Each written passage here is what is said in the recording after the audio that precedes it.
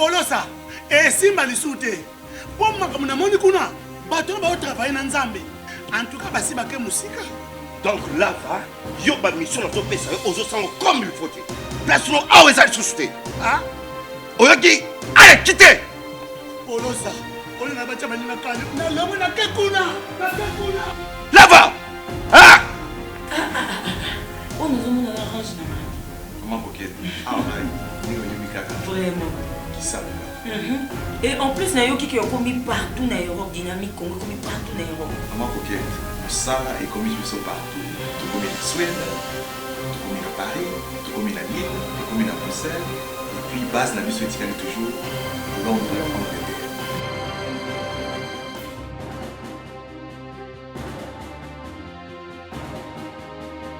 Biso na dynamique Congo, toza ko avancer na nkolo.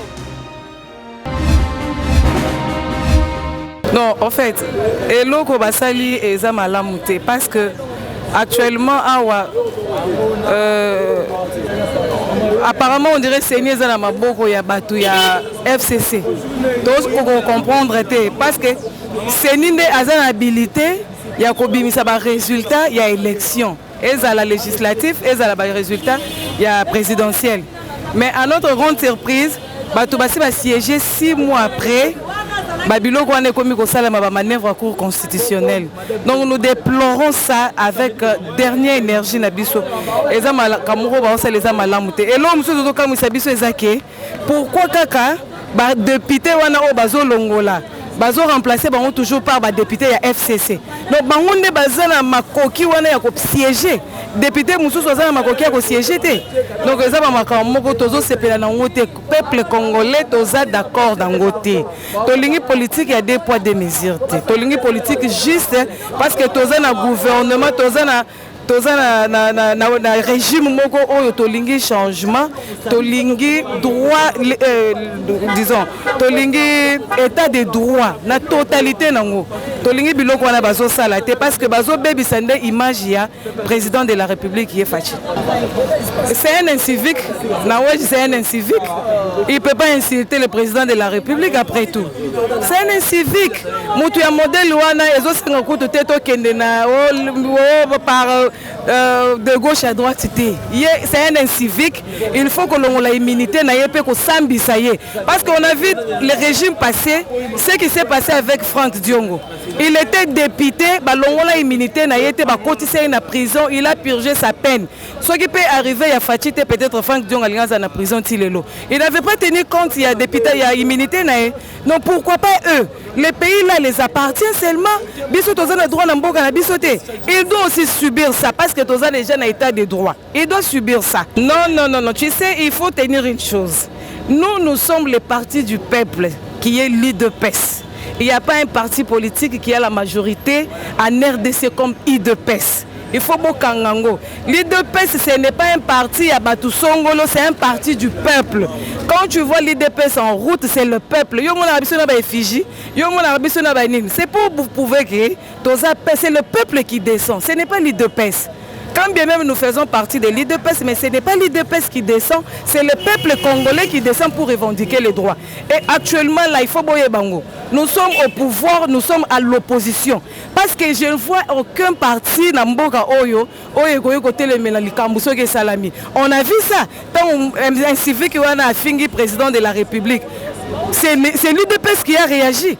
Ce n'est pas que nous sommes au pouvoir. Non, nous ne sommes pas au pouvoir seulement, mais nous sommes lissou, l'icolois lissou. Donc, bon, c'est l'erreur, nous sommes là. Donc, erreur sur les salami, tous ont le droit de revendiquer. Et c'est que les militants, soi-disant, il y a PPRD. Moi, dans ces pays, il n'y a pas un militant du PPRD.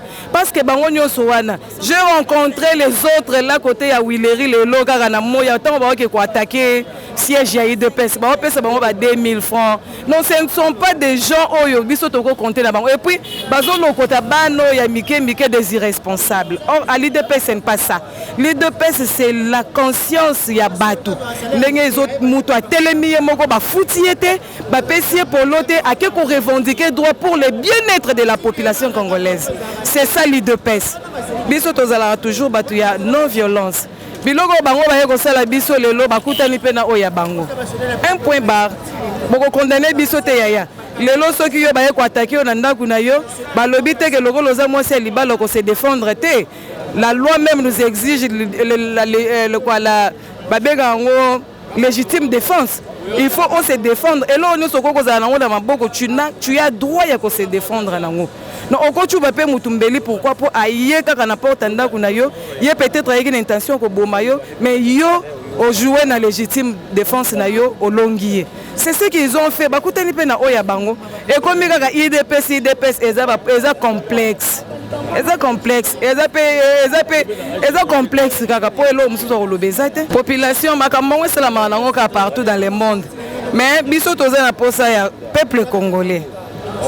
Sois conscience. Tolugaki biso nyonso Kabila kende. Ça c'est évident. Tolobaki a opposition au pouvoir Kabila kende. Opposition et du pouvoir. Moi je vous demanderai to kangama to simba na lokola mutu moko to sunga président de la République Félix Tshisekedi afin que ba œuvre na ye et simba et kozala pona intérêt ya population. Eza pona intérêt ya mutu moko te, eza pona intérêt ya ba individu moko boyete, biso to ko se retrouver na pouvoir ya Félix. To simba na to zala na bolingo, to tika ba biloko ya muluba, to tika ba biloko Kabila zo kambaye, to tika ba biloko wana. To sunga ye na nzela ya ba prière, na nzela soki oza na possibilité ya kokutana na ye ya conseil pour nation oyo eleki ye kilo na mapeka aza pe mwana mutu ezosenga na biso ka soutien na ye ezala spirituel ezala moral pour ayeba kokamba mboka na biso ki ye le beau pays ekende liboso. Bon toza na démocratie biso toza na démocratie dans notre régime. La démocratie exige les marches. La démocratie autorise pas les dérapages.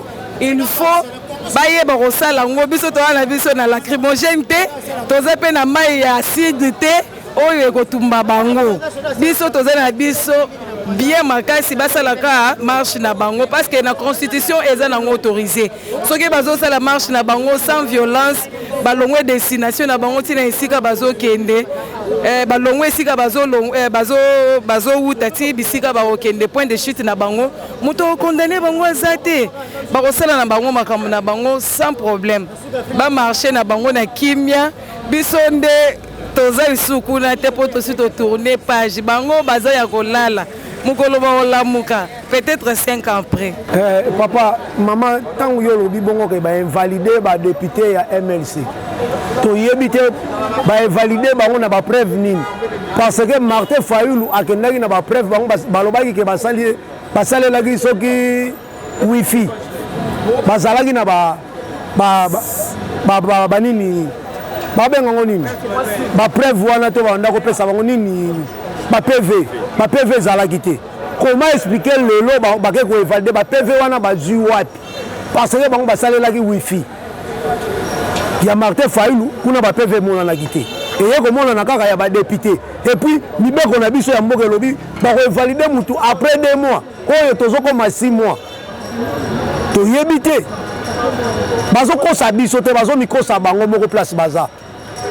Parlement wana basali ba fabriquer wana biso pe toza na parlement ya peuple tozo zela ba toyebi ke ba obimisa buzoba ekobima et puis ba kola pa ba yeba ke peuple ba kanisa ka ya 1900 wana azawo ya lelo te bango lelo yo bango bana bango bazazati lelo komi biso otangi neti ngai mwana menisier na keluka musala par de qui na koloba nani pokulu koma kita envoyer par de qui cela veut dire tozo la artenance mwana ya papa kufi mwana ebongo biso ba oyo papa bakufa ba meniser ba misusu kutu to yebite so to sala kana la vie yango ba sala ba théâtre wana ba kanti ke théâtre ba sala to consommer ngo to zela bango na pointe eza provocation ezali provocation ba yebelo ko balingi ba sala biso pe na bango toza na bango lisu likola lisu eza provocation nalandaki Christelle Vango nalandi Christelle Vango na radio na TV alobi ke babengi ye na téléphone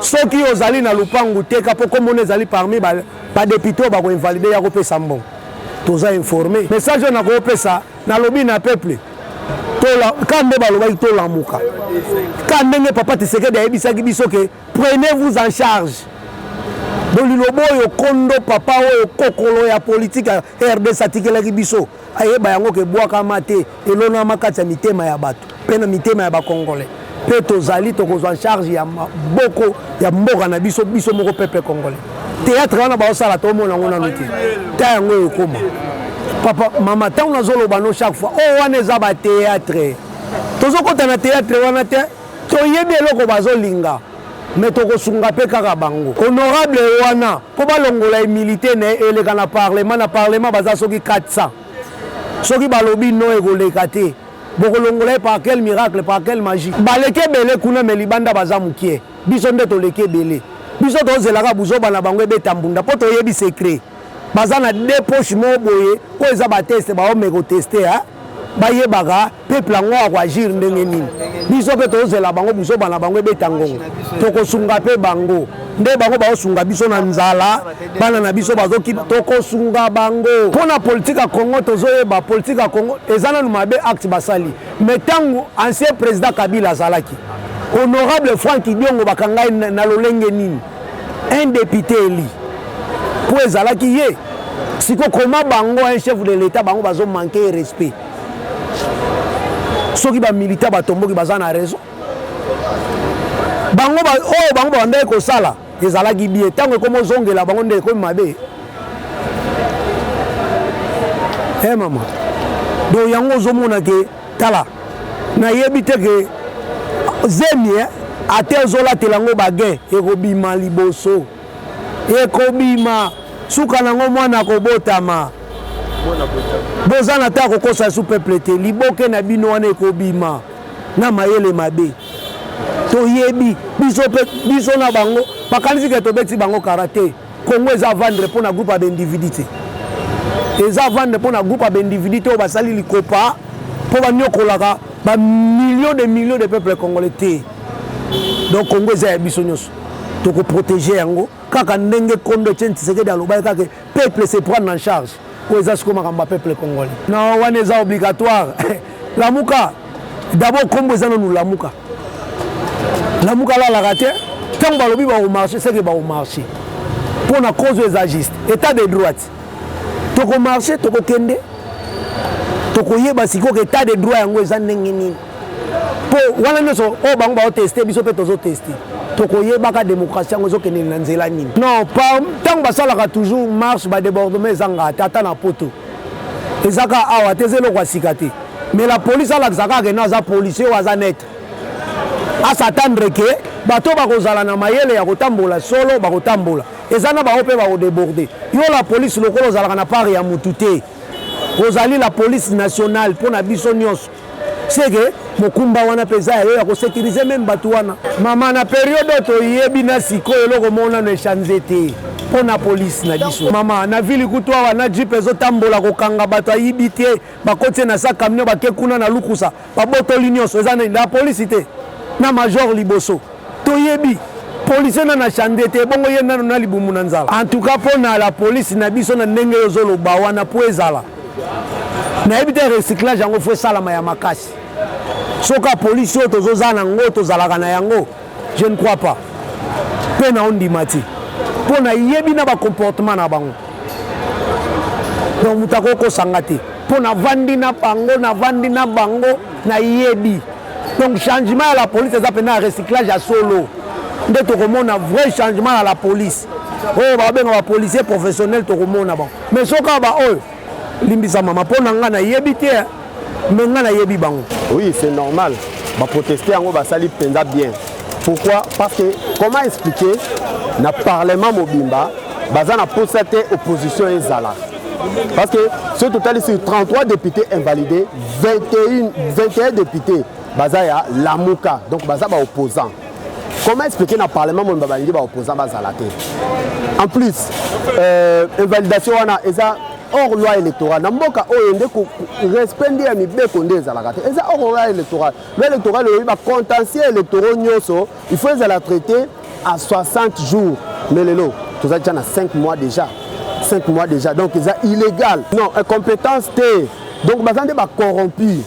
Vous comprenez? Donc, corruption, et là, Tibango. Il y a même aux États-Unis d'Amérique à lancer des sanctions contre les juges à la Cour constitutionnelle. Et c'est par rapport à ça, parce qu'ils sont corrompus à un point où, dans l'élection présidentielle, si les autres comme ils contesté électoraux ou l'élection législative. Nous, c'est ça la corruption, madame. Mon côté, il y a bien l'élection présidentielle, parce que le marché montant, je l'ai dit, la présidentielle, ils sont irréguliers. Maman, ici à l'Assemblée provinciale, honorable Mike Mukebaï, il a juste parlé, il a juste répondu à mon journaliste P. Gérard. A répondu qu'il n'a pas incité les chefs coutumiers, mais va suspendre pendant 12 mois. Maintenant, hier, il a outragé les chefs de l'État. Il a outragé les chefs de l'État. Sanctionné, il va payer. Et de l'autre côté, si quand les militants qui sont sur le terrain pour qu'ils ne pas tomber, tu ne vois pas qu'ils ont raison. Pour nous, on a raison. Parce qu'à mériter des sanctions, tout ça, la politique est à 2 poids 2 mesures. Donc, on va savoir qu'il y a un honorable Mike Mukebaï à l'Assemblée provinciale. On va pour Richard Nawèche pour l'Assemblée nationale. L'Assemblée nationale, nous sommes c'est ça le problème.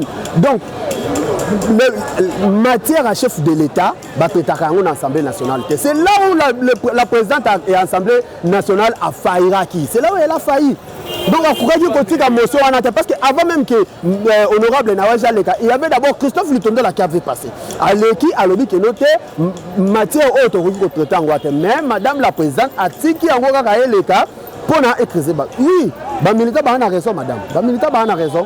En tant que Congolais, pour nous avons comment compter les bangos. Aujourd'hui, on est au mois de juin. Donc, la loi dit quoi? La loi dit que le président de la République peut dissoudre le Parlement après une année en cas de crise. Donc, on a compter les bangos. Donc, selon moi, tout ce qu'il y a 6 mois et 20 jours. Wow. Pour le président de la République à dissoudre le Parlement. Moi, c'est ce que je vais demander au président de la République. Il faut dissoudre ce Parlement. Parce que FCC, il se bombe la poitrine en disant que non, il y a FCC. C'est à cause de ce Parlement de corrompus. Non, à nommer député, et aujourd'hui la Cour constitutionnelle, c'est que nous savons, a été nommée par M. Kabila. Donc, nous travaillons toujours en fonction de Makamuna Kabila. On comprend. Donc, ce que je vais demander au président de la République, c'est dissoudre ce Parlement, cette Assemblée nationale. À dissoudre en gros. Non, ça c'est condamnable. Ça, je ne peux pas tolérer, je ne peux pas accepter. Ça, c'est condamnable. Au moment où vous avez besoin de manifester, même si vous avez raison, ce que comme il y a un acte de barbarie, ce n'est pas normal. Ça, c'est condamnable. Ça, vraiment, c'est condamnable. Le marché, vous avez revendiqué droit. Vous avez, total, notre militaire PPRD, nous disons que je suis ni pour ni contre. Les militaires PPRD, le béret rouge, le marché, dans l'Assemblée nationale, qu'est-ce qu'ils ont fait? Ils ont apporté leur mémorandum, déposé et pas rapporté. C'est ça la loi, c'est ça l'état des droits. Mais pour nos amis de l'UDPS, c'est cassé, c'est coupé, ça, non. Non, le problème c'est quoi? Même hier, même avant-hier, ils étaient là ils étaient à l'Assemblée nationale, ils ont cassé. Parce que il y a honorable. Ils ont dérangé les gens. Non, ça c'est pas normal. Ça c'est pas normal, ça c'est intolérable. Mais ils ont droit de revendiquer leurs droits démocratiquement, pacifiquement, faire des marches pacifiques, comme les a demandé Martin Fayulu, de faire des marches pacifiques. Moni, c'est marche pacifique. Et ils ont affrontement.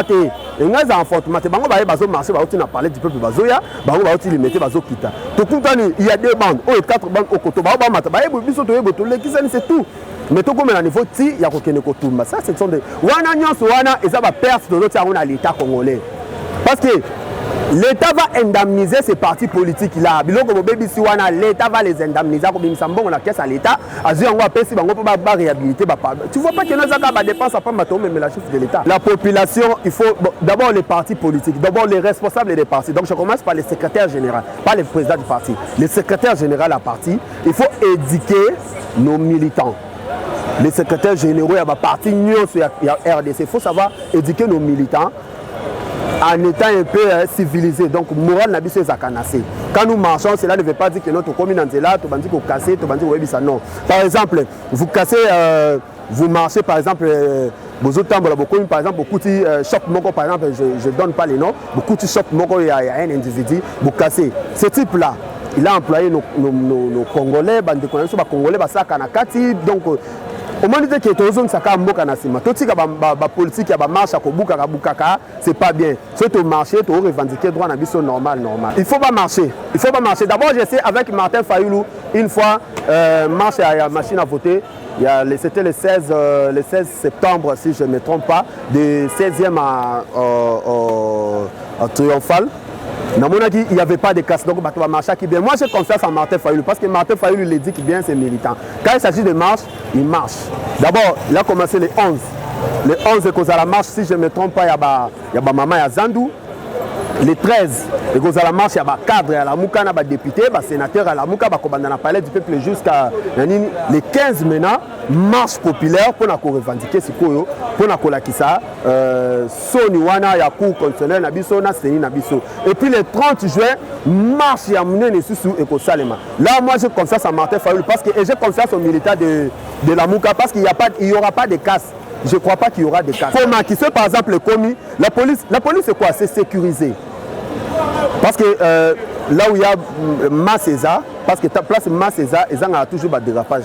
S'il y a la police qui est en train d'encadrer, je ne crois pas que quelqu'un a Kobima, Abouka, non.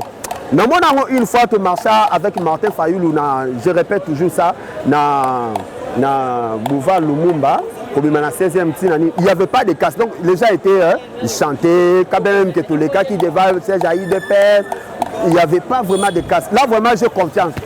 J'ai confiance dans la plateforme Nangaï. Mais je conseillerais que les militants Moussoussou, il y a de l'autre côté, va prendre conscience que marche, ils ont casté, ils ont coupé, ils ont premièrement, na sepeli nangote.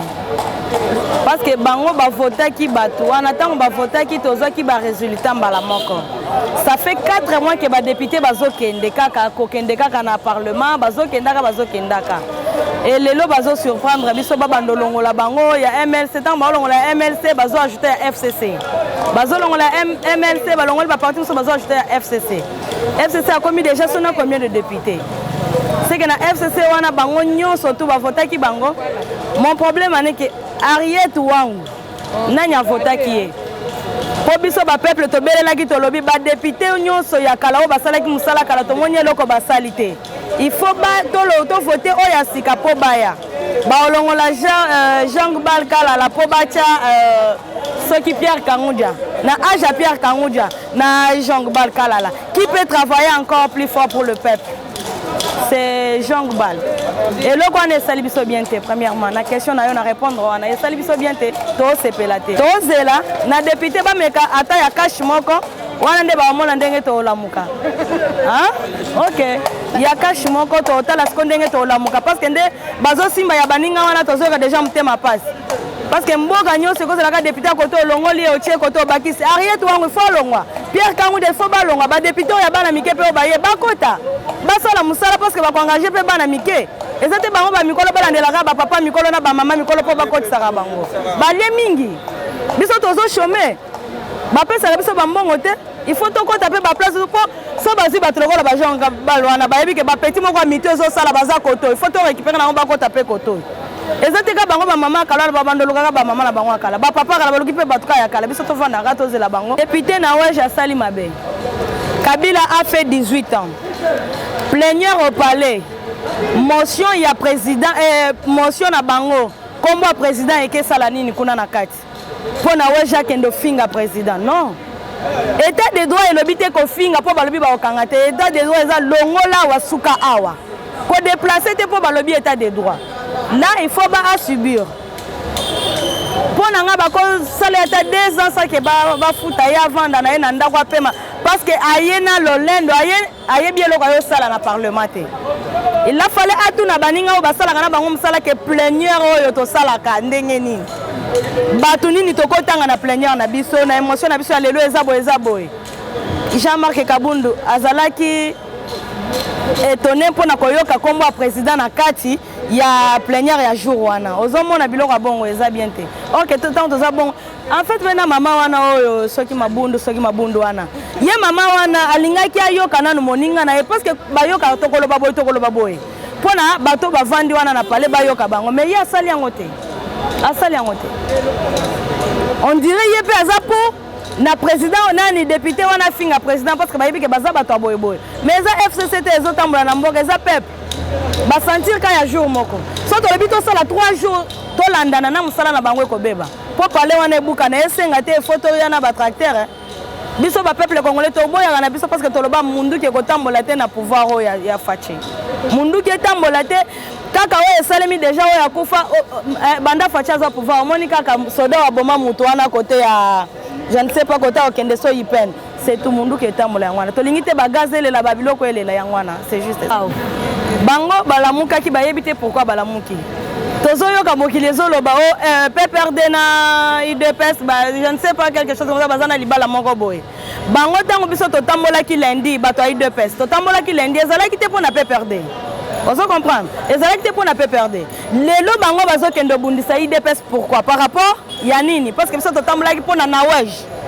na mabundu e Lubumbashi esalemi ke bango kuna bayokana te nde batumbaki PPRD ya kuna bango awa bakoya kokota na IDPS ndenge nini est-ce que bato nyonso bakendaki kotumba nini PPRD ya Lubumbashi baza bato ya IDPS non tellement bayebi ke IDPS nde ezalaka makasi yango babandaki kuna je ne sais pas non tokopekisa bango te biso tonyokwami trop so tolingi tosala marche tokomi na côté triomphal na ponga bipo tokoma na triomphal tozwa batala makolo ba cicatrice ezalaka ya kosakana te tozokatisa bakala mwana tozokima mbango mais bango biso toza na posa batambola ndenge esengeli bakosala marche na bango so balingi totiela bango na baparasoleil basala totieli na bango sombula ezobeta topesa bango baparapluie basala marche mais babotola eloko ya moninga te bafinga te so bambi soda libanga tomonango biso na IDPS toyebi ke so totumboli sodaka moko nde bagaze ekomi olanda biso mais bango mpe balanda lokola biso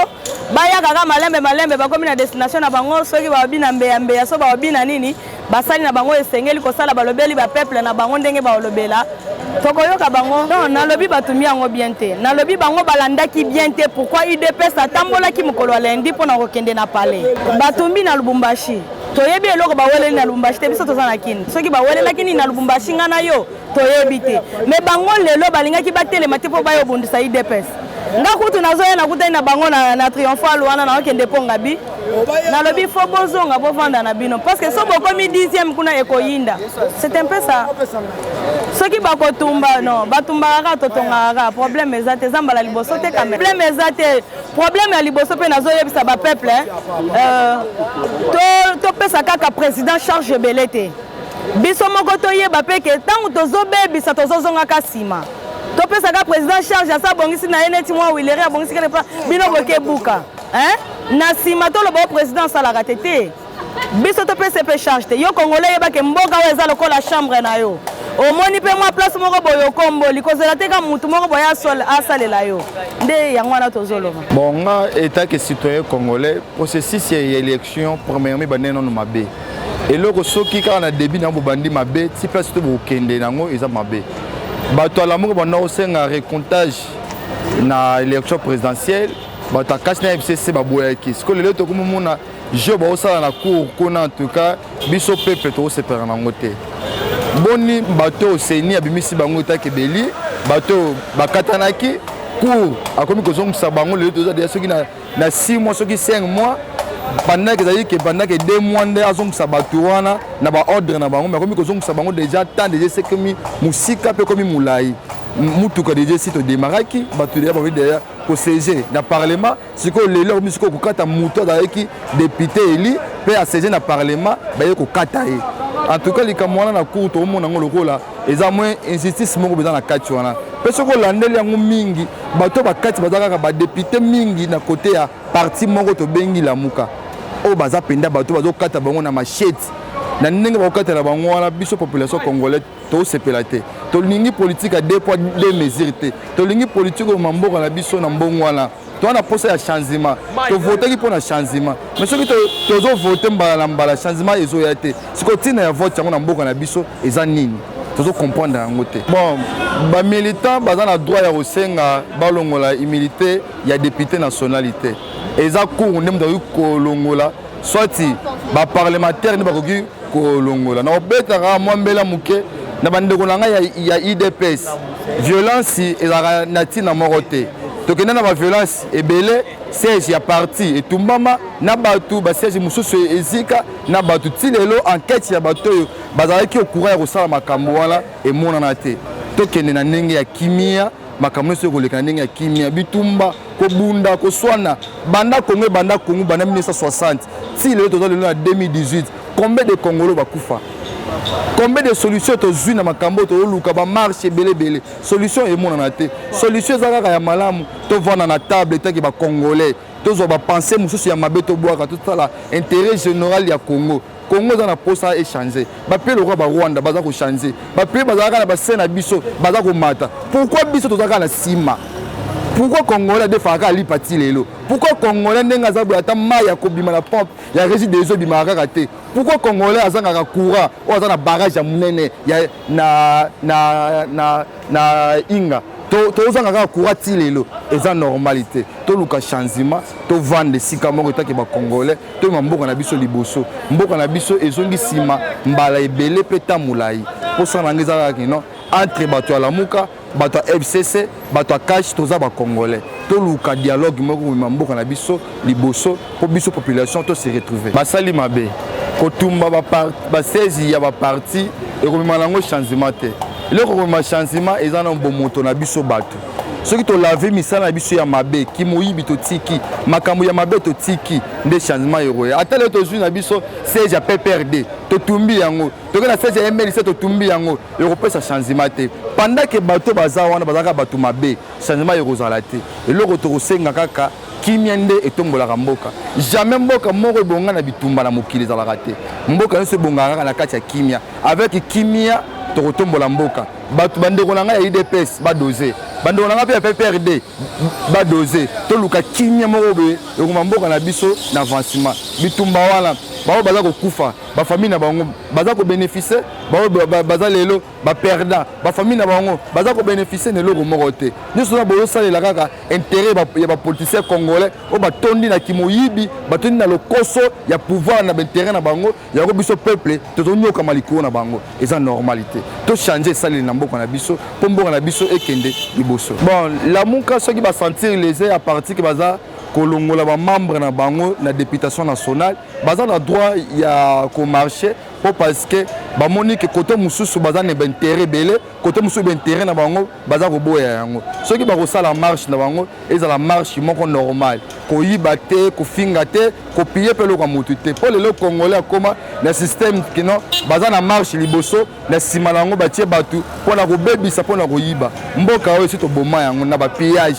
to bana ko pier mboko tiwa soki bandeko langa ya Lamuka ba ko marcher na bango pacifiquement et kozala très malamu mutu to sepela nango mais soki ba ko luka ke ba marcher pona ko yiba pona ko bebisa pona ko sala bisala sala pour penser na bango pe biso toza batu toyebite peut-être ba ko kinisu na ba siège ba parti mususu ko buka ko bebisa eza nango na litomba moko te mais soki marche nango kozala pena na ndenge normal na ndenge kimia na ndenge ko bima pe na mboka e kozala malamu mingi normalement eza soni makasi na kata mboka ba mona des partis bazo bomana eloko bazo bomana ti siko peuple congolais ba comprendre te eloko ni ba bomana omoni maponami soki salami au peuple congolais ba vota yango esenganaki ke bachama na mboka mais ntango batiaki mwana mboka Félix tomonaki ezalaki bamisu basepelaki te mais ndeko Kabila ebongaki na ndenge bato misu basepelaki te acha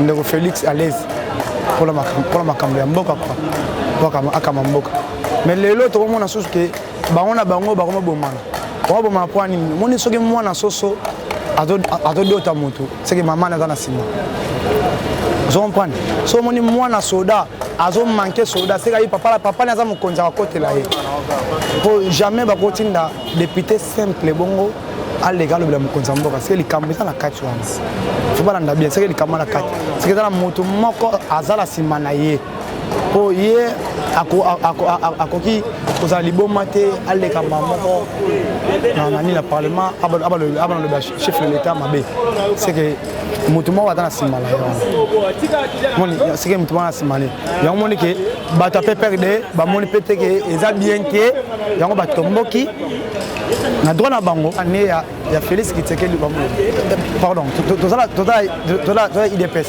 toza PPRDT c'est-à-dire que il faut bango faut yoka oyo IDPS azoloba so IDPS alobi boy bango faut balandaka yango so IDPS alobi boy bango faut balandaka yango po IDPS nde mutu azala pouvoir les PPRD nde azala pouvoir te bango baza droit ya kosilika te bato baza droit ya kosilika makasi ya IDPS po ba manquer président là faut parce que nani a manqué président là bango député nini ya parti nini totalaki machine ebele boyokaki yango ke député wana oyo a manqué président aza député ya FCC ozomona totali FCC eza seli oyo bimi na kati ya nini ya PPRD ozomona donc yango ke bazala droit ya kosilika mais bango PPRD bazala droit ya kosilika te bato kosilika te po basala eloko moko ya bien te bakoko manqué président te président mboka bamankaka ye te soki député wana lobby c'est que na bandeli suso député na lobby c'est que mutu moko na sima na ye atindi ye ndi aloba bongo bana ndela makambo na bien bamona ke bavuya no suteko sila soki bango basala vuya bongo peuple batika na sima ba vivre ndeni po bango ndi atete biso o biso to ponaki bango po bango basunga biso so bango babandi vuya kuna so biso tikela sima to vivre ndeni tane makambele kala chango na chango chaque jour ma bezole ka wana mama beleka même dans la carte soit kangio OK on a sorte ba ofuta 100 000 mais ça bloque mo ba député ba ko le bela on est na parlement mais ba député ba le parlement ba ko bunda ba on a bango parce que nan banan o le sur le parlement un moment merci à toi vraiment merci à toi bati kana chance na Félix Asala na parti na ye bati Asala pardon vraiment na FCC pardon vraiment na PPRD botika ba vuya wala ba sala ko bunisa baninga vous avez ma mikolo au biso d'hôtel la bino peuple congolais batel la bino bosala kuna peuple congolais la bino botika président asala musala esengla sala na parti na ye botika buzoba botika mama butumba wana botika mama nini wana bolanda o président lobby président mapona minde de poni président tango bozo sala bongo bozo bundaka bino wana peuple congolais bamona ke eza mapona misute eza ke c'est-à-dire que nini bonoma ye renommer yango c'est-à-dire qu'il faut saler bongo soki bonoma été mapona mite pona et pona Félix botika ye asala bon afina nga kozala boyo omoni mamuso sala malambo na biso eza bien te voir même nzamba osepela nango te mutu o peuple elié bandimi ba voter bo valider déjà. Après quelques temps, ceux qui 5 mois, ceux qui 6 mois, on a nous validé. Pourquoi pas un qui élection? Fallait soit valider, fallait pas ni encore. Mais Moutouandimi, Balbondimi, à côté dans l'ensemble dans le Parlement déjà, grande surprise pour eux, Balongoli. Net vient à Bisso Raphaël qui boucle en Bazolo Bana, n'a vient à Bisso Moussous Jean Koubal. C'est regrettable. Moutou déjà Bondimi, déjà Bondimi.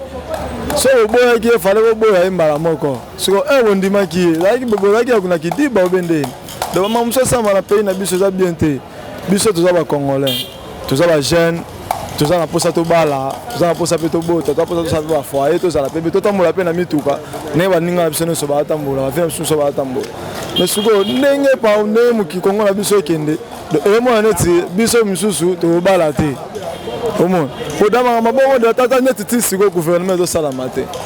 Tu es habité pour la nuit. Il est là-bas, nous avons tu es habité. Ce que est bien te. Net singa pena na kana na ndenge na ngaboye.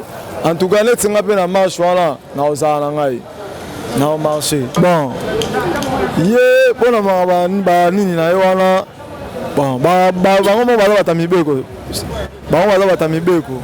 Mibeko na biso amboke lobi mutu abuki mibeko ya l'état. Aza sanctionné na pas na ngai naza na nga ni na repesa été neti sanction ngala ko sanctionné donc na la ngote mais na temps normal aza condamné na makambo ya salaki pour sa propreté comprendre de deux donc bango moko nde bakonzi na biso ya mboka ba s'en charger na ye ba yeba nini ba ko sala pona ye pour neti nga boye simple congolais attaquer moi na Congo et ça bien te non la violence va saluer wana ils ala raté bango ba sala net bango pe ba etumba IDPS na 7 na limité est-ce que bango ba osepela te eza bien te kotumba parti baninga bongo deza neti moto aye atumi ndako na yo place oyo olalaka ese oyo osepela na moto wana osepela na ye te eza propre te donc acte wana bapose wana eza bien te soki biso mpe jour ya marche motema so esuki biso mpe ale toke tumba mpe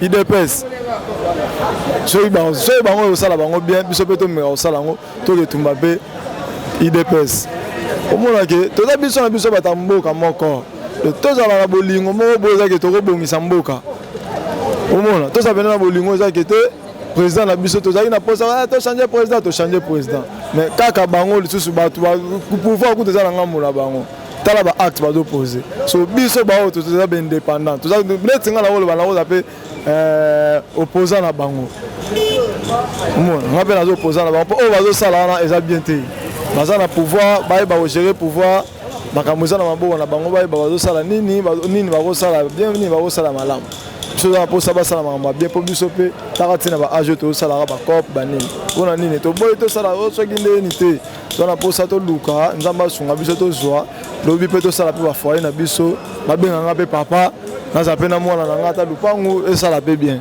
mais na mboka ndenge ekendele boye en tout cas naali mpe na désolé bameka kobongisa mboka etambola malamu neti marche wana na ndenge bainvalide baninga bongo nga mpe nasepeli nango te nga mpe nakomarche mpe mpo eza normal te donc soki moto aza valide te fale botieda mopanzi moto bondimi ye apo boboye non wana ata nayebi te na pays nini esalama déjà bongo nayebi te oui eza pene marche wana meme nga moko nayebi so natya mai na moloko te soki ozala wana bomona elongi na ngai nga mpe nakomarche mpo eza normal te bokovalide bango pourquoi soki bozali na posa na bango te fale bozwa bango te dès le début mais bato bavote bango déjà botie bondimi bango déjà bakoti déjà babandi mpe mosala da bayoki da elenge kiti wana loza neti moto babanda olia banini oyete okata ye olia lisu te etika biloko mwa teke bomi moral na ye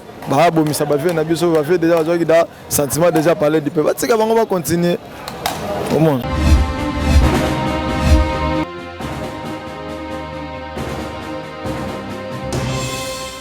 patron nga polosa esimba lisu te mpo makambo namoni kuna bato oyo baotravaille na nzambe en tout cas basi bake mosika donc lava yo bamission nazopesa yo ozosanga comme il faut te place no awa eza lisusu te oyoki aleki te polosa oyo na batya baninga kani nalongo nake kuna lava oyo nazomona na range na nga Comment coquette? vraiment Qui savent? Et en plus, il y a qui est commis partout dans l'Europe, dynamique, commis partout dans l'Europe. Comment coquette? Ça est commis partout. Tout comme en Suède, tout comme à Paris, tout comme à Lille, tout comme à Bruxelles. Et puis, base la mission éthique toujours Londres, Angleterre.